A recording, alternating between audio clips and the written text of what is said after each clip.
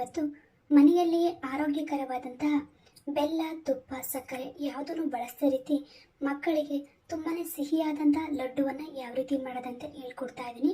ಪೂರ್ತಿ ವಿಡಿಯೋನ ಕೊನೆವರೆಗೂ ನೋಡಿ, ನಿಮಗೆ ಈ ಲಡ್ಡು ತುಂಬಾ ಇಷ್ಟ ಆಗುತ್ತೆ. ಈಗ ಯಾವ ರೀತಿ ಈ ಲಡ್ಡುವನ್ನು ಮಾಡೋದಂತ ನೋಡೋಣ. ಮೊದಲಿಗೆ ಗ್ಯಾಸ್ ಮೇಲೆ ಒಂದು ಪಾತ್ರೆಯನ್ನು ಇಟ್ಕೊಂಡು ಅದಕ್ಕೆ ಅರ್ಧ ಕಪ್ಪಿನಷ್ಟು ಶೇಂಗಾ ಬೀಜ ಅಥವಾ ಕಡಲೆ ಬೀಜವನ್ನು ಹಾಕ್ಕೊಂಡು ಚೆನ್ನಾಗಿ ಫ್ರೈ ಮಾಡ್ಕೊಳ್ಬೇಕು. ನೀವು ಆದಷ್ಟು ಈ ಕಡಲೆ ಬೀಜವನ್ನು ಲೋ ಫ್ಲೇಮಲ್ಲಿ ಇಟ್ಟು ಫ್ರೈ ಮಾಡಿಕೊಂಡ್ರೆ ಆಗ ನಿಮಗೆ ಸಿಪ್ಪೆ ಎಲ್ಲ ಚೆನ್ನಾಗಿ ಬಿಡುತ್ತೆ. ಹಾಗೆಯೇ ಕಡಲೆ ಬೀಜ ಕೂಡ ಚೆನ್ನಾಗಿ ಫ್ರೈ ಆಗುತ್ತೆ. ನೀವು ಐ ಫ್ಲೇಮಲ್ಲಿ ಇಟ್ಟು ಫ್ರೈ ಮಾಡಿಕೊಂಡ್ರೆ ಕಡಲೆ ಬೀಜ ಫ್ರೈ ಆಗಿರೋ ಥರ ಕಾಣಿಸುತ್ತೆ, ಆದರೆ ಒಳಗೆ ಹಸಿ ಹಸಿಯಾಗಿರುತ್ತೆ. ಹಾಗಾಗಿ ಆದಷ್ಟು ಗ್ಯಾಸ್ನ ಲೋ ಫ್ಲೇಮಲ್ಲಿ ಇಟ್ಕೊಂಡು ಶೇಂಗಾ ಬೀಜವನ್ನು ಚೆನ್ನಾಗಿ ಫ್ರೈ ಮಾಡ್ಕೊಳ್ಬೇಕು. ನೋಡಿ, ಈಗ ಅದನ್ನು ಚೆನ್ನಾಗಿ ಫ್ರೈ ಮಾಡ್ಕೊಳ್ತಾ ಇದ್ದೀನಿ. ತುಂಬಾ ಟೇಸ್ಟಿಯಾಗಿರುವಂಥ ಲಡ್ಡು ರೆಸಿಪಿ ಅಂತಲೇ ಹೇಳ್ಬೋದು. ಒಂದ್ಸಲ ಮಾಡಿಕೊಟ್ರೆ ಮತ್ತೆ ಮತ್ತೆ ಇದೇ ರೀತಿಯಾದಂಥ ಲಡ್ಡುವನ್ನು ಮಕ್ಕಳು ಕೇಳ್ತಾನೆ ಇರ್ತಾರೆ, ಅಷ್ಟು ಸೂಪರ್ ಆಗಿರುತ್ತೆ. ಇದು ಒಂದು ಟೇಸ್ಟಿಯಾದಂಥ ಹಾಗೆಯೇ ಹೆಲ್ತಿಯಾದಂಥ ಒಂದು ನ್ಯೂ ರೆಸಿಪಿ ಅಂತಲೇ ಹೇಳ್ಬೋದು. ತುಂಬಾ ಟೇಸ್ಟಿಯಾಗಿರುತ್ತೆ. ಒಂದ್ಸಲ ಟ್ರೈ ಮಾಡಿದ್ರೆ ಮತ್ತೆ ಮತ್ತೆ ನೀವೇನೇ ಮಾಡ್ಕೊಂಡು ತಿಂತಿರ್ತೀರ, ಅಷ್ಟು ಸೂಪರ್ ಆಗಿರುತ್ತೆ.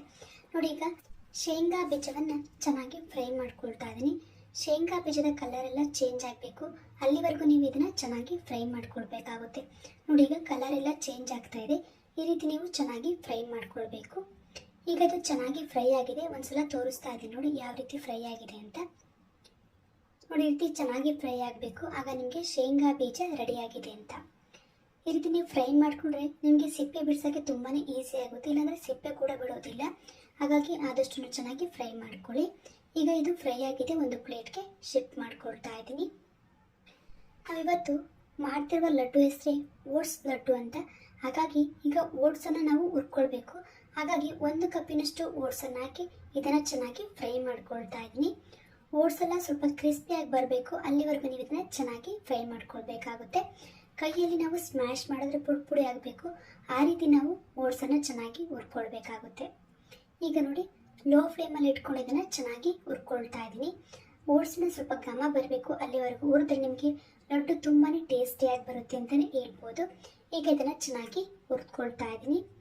ಹಾಗೆಯೇ ಮೊದಲಿಗೆಲ್ಲ ಯಾರು ನಮ್ಮ ಚಾನಲ್ನ ವೀಕ್ಷಿಸ್ತಾ ಇದ್ದೀರೋ ಅವರು ನಮ್ಮ ಚಾನಲ್ಗೆ ಸಬ್ಸ್ಕ್ರೈಬ್ ಆಗಿ, ಹಾಗೆ ಬೆಲ್ಲೈಕನ್ನ ಒತ್ತಿ. ನಾವು ಹಾಕುವಂಥ ಎಲ್ಲ ವಿಡಿಯೋನ ನೀವೇ ಮೊದಲಿಗೆ ನೋಡ್ಬೋದು. ನಮ್ಮ ಚಾನಲಲ್ಲಿ ಹೊಸ ಹೊಸ ರೀತಿಯಾದಂಥ ರೆಸಿಪಿಗಳನ್ನ ಹೇಳ್ಕೊಡ್ತೇವೆ. ಅದನ್ನು ನೋಡಬೇಕಂದ್ರೆ ನೀವು ಸಬ್ಸ್ಕ್ರೈಬ್ ಆಗಿ, ಹಾಗೆ ಬೆಲ್ಲೈಕನ್ನ ಒತ್ಕೊಂಡ್ರೆ ನಾವು ಹಾಕುವಂಥ ಎಲ್ಲ ವಿಡಿಯೋನ ನೋಡ್ಬೋದು. ಈಗ ನೋಡಿ, ಓಟ್ಸನ್ನು ಚೆನ್ನಾಗಿ ಫ್ರೈ ಮಾಡ್ಕೊಂಡಿದ್ದೀನಿ. ಈಗ ಇದು ಚೆನ್ನಾಗಿ ಫ್ರೈ ಆಗಿದೆ. ಈಗ ಸ್ವಲ್ಪ ತಣ್ಣಗಾಗ್ಬಿಟ್ಟಿದೆ, ಈಗ ತಣ್ಣಗಾಗಿದೆ. ಈಗ ಒಂದು ಮಿಕ್ಸಿ ಜಾರ್ನ ತೊಗೊಂಡು ಈಗ ಫ್ರೈ ಮಾಡ್ಕೊಂಡಿರುವಂಥ ಓಟ್ಸನ್ನು ಆ ಮಿಕ್ಸಿ ಜಾರಿಗೆ ಹಾಕ್ಕೊಳ್ತಾ ಇದ್ದೀನಿ. ನೋಡಿ, ಓಟ್ಸನ್ನು ನಾನು ಕೈಯಲ್ಲಿ ಸ್ಮ್ಯಾಶ್ ಮಾಡಿದ ತಕ್ಷಣ ಅದೆಷ್ಟು ಚೆನ್ನಾಗಿ ಸ್ಮ್ಯಾಶ್ ಆಗ್ತಾ ಇದೆ, ಆ ರೀತಿ ಹುರ್ಕೊಂಡಿದ್ದೀನಿ. ನೀವು ಕೂಡ ಅದೇ ರೀತಿ ಹುರ್ಕೊಳ್ಬೇಕಾಗುತ್ತೆ. ಆ ರೀತಿ ಹುರ್ಕೊಂಡಾಗಲೇ ನಿಮಗೆ ಓಟ್ಸ್ ಲಡ್ಡು ತುಂಬ ಟೇಸ್ಟಿಯಾಗಿ ಬರೋದು. ಈಗ ನಾನು ಪೌಡ್ರ್ ಮಾಡ್ಕೊಂಡು ಇಟ್ಕೊಂಡಿದ್ದೀನಿ. ಈಗ ಇದನ್ನು ಒಂದು ಬೌಲ್ಗೆ ಶಿಫ್ಟ್ ಮಾಡ್ಕೊಳ್ತಾ ಇದ್ದೀನಿ. ಈಗ ಇದೇ ಮಿಕ್ಸಿ ಜಾರಿಗೆ ಹುರಿದಿರುವಂತಹ ಶೇಂಗಾ ಬೀಜವನ್ನು ಹಾಕ್ಕೊಳ್ತಾ ಇದ್ದೀನಿ. ಹುರಿದು ಸಿಪ್ಪೆ ಬಿಡಿಸಿರುವಂಥ ಶೇಂಗಾ ಬೀಜವನ್ನು ಹಾಕ್ಕೊಂಡು ಅದನ್ನು ಕೂಡ ನಾನೀಗ ಸಣ್ಣದಾಗಿ ಮಿಕ್ಸಿ ಮಾಡ್ಕೊಳ್ತಾ ಇದ್ದೀನಿ. ಈಗ ಇದು ಕೂಡ ರೆಡಿಯಾಗಿದೆ. ಇದನ್ನು ಕೂಡ ನಾನು ಬೌಲ್ಗೆ ಶಿಫ್ಟ್ ಮಾಡ್ಕೊಳ್ತಾ ಇದ್ದೀನಿ.